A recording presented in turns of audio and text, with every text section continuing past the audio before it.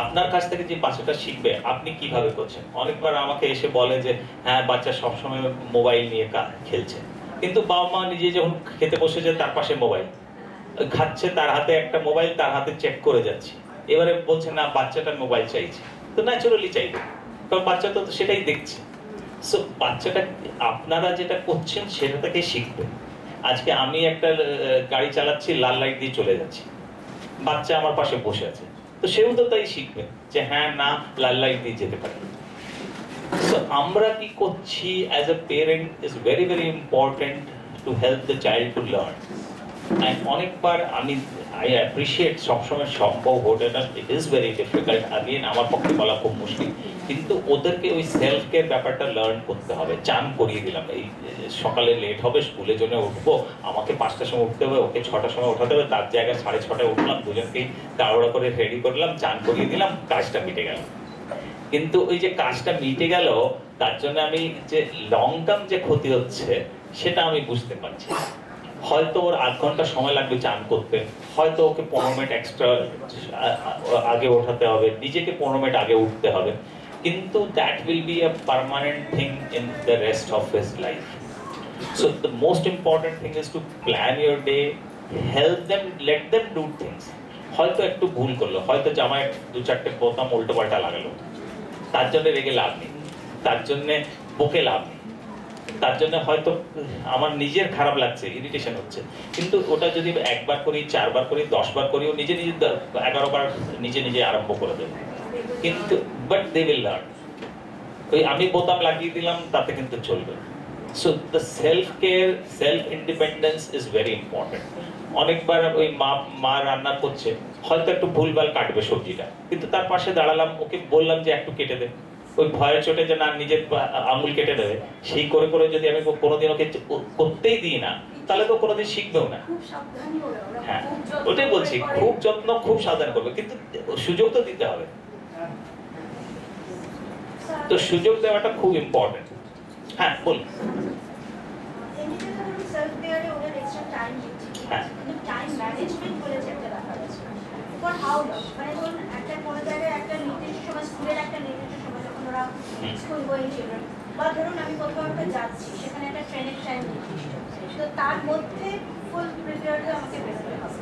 তো ওদের ক্ষেত্রে টাইম ব্যাপারটা, টাইম সেন্সটা, যে একটা কাজ তুমি সময় নাও, you have to finish it in a ফেরোন টাইম, এই ব্যাপারটা কিভাবে আসবে? আর টাইম আউট কি এদের ক্ষেত্রে প্রযোজ্য? মানে ধরুন আমি যদি বলি this for and no for, এইখানটা তুমি যতটুকু শেষ করবে, ধরুন খাচ্ছে, তো ও যেটা আমি ধরছি ও 8 ঘন্টার জায়গায় ও 45 মিনিটস কি 1 ঘন্টা, ঠিক আছে, সেটা যদি কেউ স্ট্রেসড আউট করে 1.5 ঘন্টা 2 ঘন্টায় নিয়ে যায়, তো ধরুন স্কুলেও একটা নির্দিষ্ট পিরিয়ড থাকে, টিফিন ব্রেক বা যা কিছু, তার বেশি তো দেবে।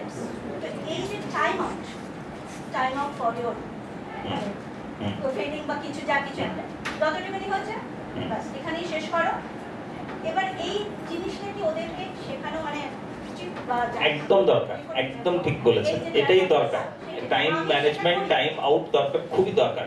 যে হ্যাঁ আজকে যদি তুমি খাওয়াটা শেষ করতে পেরেছো না, চোখে তোমাকে 45 মিনিট সময় দিয়েছি, আর দেবো না, সেটা হয় বলতো একবার নিজের মনে একটা খারাপ লাগবে যে হ্যাঁ আমার ছেলে খায়নি, আমার মেয়ে খায়নি, কিন্তু ওটা যদি 5বার করেন, 6th টাইম ও নিজে নিজে খুব সময় মতো চেষ্টা করবে, না হলে কোনোদিন করবে না। ওটাই বলতে চাই আমি, এক্স্যাক্টলি আপনি একদম ঠিক বলেছেন। ওই যে 8 ঘন্টা সময় দিয়েছি, যেটা করা দরকার, প্রথম কথা হচ্ছে যেমন সেদিন যেদিন ট্রেন আছে সেদিন মাথায় লাগিয়ে লাভ, পরিষ্কার কথা, সেদিন আপনি নিজে নিজে করে দিলাম। হ্যাঁ স্কুলের ক্ষেত্রে করলেন, কিংবা একদম exactly, that is exactly what you need to do. যে হ্যাঁ আচ্ছা, অনেকবার যেটা হয় আমরা মুখে বলে দিই, কিন্তু অনেকবার ওরা মুখের জিনিসটা বুঝতে পারে না। তো যেটা আপনি বললেন ওটাই একদম সঠিক উপায়, যে হ্যাঁ ঘড়ি দেখিয়ে দিলাম যে দেখো এখানে কাঁটা আছে, এই কাঁটা অবধি পৌঁছানোর সময় টাইম আছে, পারফেক্ট পারফেক্ট, ওই জিনিসটাই করা দরকার। আর হয়তো অ্যাজ এ বাবা মা আমাদের খারাপ লাগবে যে না পুরো খায়নি, কিন্তু ওই দেখবেন খিদে ব্যাপারটা সবাই বোঝে, even animals can understand hunger, everybody understands hunger. তো নেক্সট টাইম চেষ্টা করবে একটু তাড়া করার, আর নেক্সট টাইম আরো চেষ্টা করবে, আস্তে আস্তে আপনি সময়টাও কমাতে পারবেন। So that is where you need to start. একদম ঠিক আপনি বলেছেন, that is exactly what you need to do. Next slide please. হ্যাঁ আমার 9 বছরের ছেলে আছে। So I don't know কিছু একটা মেন্টালি বা কি he always walks on toes. তো সেটা না কোনো হারে ঠিক করাতে পারছি না। Even I got some weight for him. You need to see a physiotherapist. Tiptoe walking is very common in autism. So we need to check whether he has autism or not. Number one. আছে he has ASD. তো অটিজমে এটা খুব common টিপটো walk. এটা কি ঠিক হয়? এটা হ্যাঁ ঠিক হয়, but you need physiotherapy and you need special shoes for that. ওটা টিপটো ওয়াকিং মানেই অটিজম, ওই জন্যই বললাম। বলুন। এমনিতে আমার ছেলে এমনি সাথে ASD, ADHD দুটোই আছে। কিন্তু খিদে একদমই সম্ভব নয়। অল্প একটু যদি খিদে পেয়ে যায় তো সেটার জন্য মারাত্মক লেভেলের অশান্তি শুরু করে যায়। তো ওকে খাওয়ানোর জন্য ওই যেটা উনি বলছেন টাইমিংয়ের জন্য, তো হাফ প্লেট জিনিস করলে আমি হয়তো খাবার সরিয়ে দিলাম, কিন্তু ওর হয়তো ওই খাবারটা খেলে 3-4 ঘন্টা কেউ ঠিক থাকতে পারতো, যেহেতু হাফ প্লেট খেয়েছে 2 ঘন্টা পরেই চিৎকার শুরু করলো। কিন্তু ওকে তখন ওই দুটো বিস্কিটটা এমনিতে এখন বন্ধ আছে, যে হালকা কিছু খাবার দিলে ও কিন্তু সেই যে মানে ওটা আর দেখবেই না খাবারটা, ওই অশান্তি এটা শুরু করবে, মানে চরম লেভেলের চিৎকার, সেলফ ফিটিং, এগুলো তো না আনফর্চুনেটলি দেখুন সব কিছু সবসময় লাগু হয় না। বাচ্চার যেরকম একটা বাচ্চা সে অনুযায়ী আমাদেরকে একটু ডিফারেন্ট জিনিসগুলো করতে হয়। তো এরকম ADHD ASD বাচ্চাদের এটা খাবার নিয়ে খুব প্রবলেম থাকে, এটা খুব কমনলি আমি শুনি, কারণ ওরা খিদের ব্যাপারটা বুঝতে পারে না, এই যে কখন খাওয়াটা শেষ করব, মানে আজকে আমি 2টো রুটি খেয়ে আমি জানি যে পেট ভর্তি হয়ে গেছে এবারে বন্ধ, কিন্তু ওই জিনিসটা ওরা বুঝতে পারে না, ওদের ওই জ্ঞানটা থাকে না, ওই সেন্সটা থাকে না, না। ওটা ওই ক্ষেত্রে ওরা তো যদি দুটো রুটিতে পেট ভরে যায় তো ঠিক আছে, তারপরে কিন্তু ওরা খাওয়ার জন্য বায়না করবে না। কিন্তু আমিও টাইমিং এর জন্য নিজেকে যখন খাওয়ার টাইমিং এর জন্য আমি হয়তো ওকে 8 ঘন্টা সময় দিলাম, দুটো রুটি কমপ্লিট হলো না, একটা রুটিতে থেমে গেল, আমি প্লেট সরিয়ে নিলাম, তো একটা রুটি খাওয়ার জন্য ওর ক্ষেত্রে হয়তো হাফ মানে হ্যাঁ, পেট ভর্তি আছে। তো ওটা তো 2 ঘন্টা পরে কিছু একটা সামান্য ব্যাপার নিয়ে ট্রিগার যদি করেছে, হয়তো খিদেটা আছে বলেই অশান্তিটা, মানে হালকা কোনো ব্যাপারে এমন অশান্তি শুরু করে দেবে। তাহলে আপনাকে যেটা করতে হবে, আপনি ঠিক করছেন যে টাইম ম্যানেজমেন্টের জন্য, কিন্তু তাহলে ওকে একটু ফ্রিকোয়েন্টলি খাবারটা দিতে হবে। অ্যাকচুয়ালি বাইরে ক্লাসের জন্য বাইরে থাকা হয় তো ওই জানি, কিন্তু তাহলে খাবারটা ক্যারি করতে হবে। কারণ দেখুন অনেকবার এরকম বাচ্চা আছে, মানে খাবারটা তো আমরা ডিপ্রাইভ করতে চাই না, কিন্তু ওই টাইম ম্যানেজমেন্টটা শেখাতে চাই। তো ইদার ইউ ডোন্ট, মানে যখন আপনার তাড়া আছে যে হ্যাঁ কিছু ক্লাসের জন্য বের হচ্ছে, সে সময় টাইম ম্যানেজমেন্ট করতে যাবেন না। যখন বাড়িতে আছেন রাত্রিতে বসে খাচ্ছে, তারপরে আর বেরোবে না, তখন হয়তো টাইম ম্যানেজমেন্ট করি।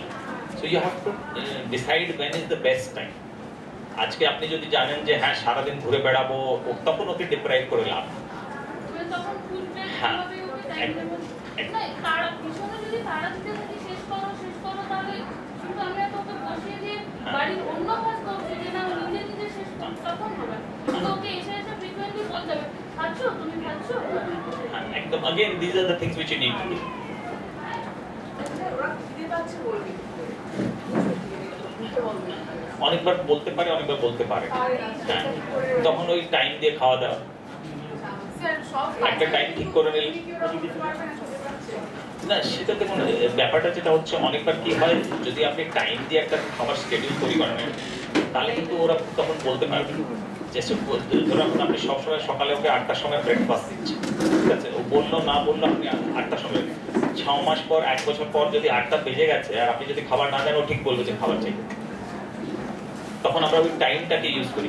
একটু কথা বলছেন, আমার বাচ্চা আগে একদম কথা বলতে পারছে না, তো আমি ওকে ছবি যে খাবারগুলো খাচ্ছে সেই খাবারের ছবিটা তুলে ব্রেকফাস্টের টাইমে ব্রেকফাস্ট দিয়ে রাখতাম, লাঞ্চ যে খাচ্ছে সেটার ছবি তুলে একটা শিডিউল বানিয়েছিলাম, যেটাতে ও কথা যখন বলতে পারতো না ও ছবি দেখিয়ে বলতো, তখন থেকে আমি বুঝতাম যে ওকে ওর খিদে পাচ্ছে। ও স্নানে যাবে, স্নানের ছবি, মানে জলের ছবি, টাবের ছবি, মানে জলের গ্লাসের আর ছবি। যদি বলতে না পারে, আমরা আরেকটা জিনিস বলি, যদি বাচ্চা নাও বলছে, আপনি যদি খাবার কিছু দিচ্ছেন, যদি রুটি দিচ্ছেন, বলবেন যে রুটি দিচ্ছি, হ্যাঁ, তাহলে কিন্তু কথাগুলো আমার মুখ দিয়ে হ্যাঁ, বলা, exactly. আর ছবিগুলো রেখে দিলে ও জল চাইলে দেখাতে পারে হাত দিয়ে, জল চায়, খাবার চায়, আর সেটা করলে পরে দেখবেন আস্তে আস্তে কথাও বলবে। এখন প্রয়োজনীয় সময়। একদম। এমনিতে পছন্দের যদি কোনো খাবার সে তো প্রিপেয়ার করতেও টাইম দেয় না, মানে সেই জন্য চিন্তা শুরু করবে। চিকেন মাটন এই সমস্ত পছন্দ তো বেশি করে, কাঁচা মাংস থেকে সমানে কড়াইয়ের কাছে দাঁড়িয়ে থাকে হবে ঠিক আছে 10 মিনিট হবে না মানে ও এত অশান্তি ও এত মানে অস্থির হয়ে যায় বাড়ির লোকে প্রেসারে সিটি উঠতে দেওয়া না হলো মানে এরকম টাইপের একটা অস্থির হয় আমাদের না একটু সময় দিন ঠিক হয়ে যাবে ওকে নিয়ে ইমেজ করা মাংস নাড়ো কড়াটা করে রেখে গরম মশলাটা বাটো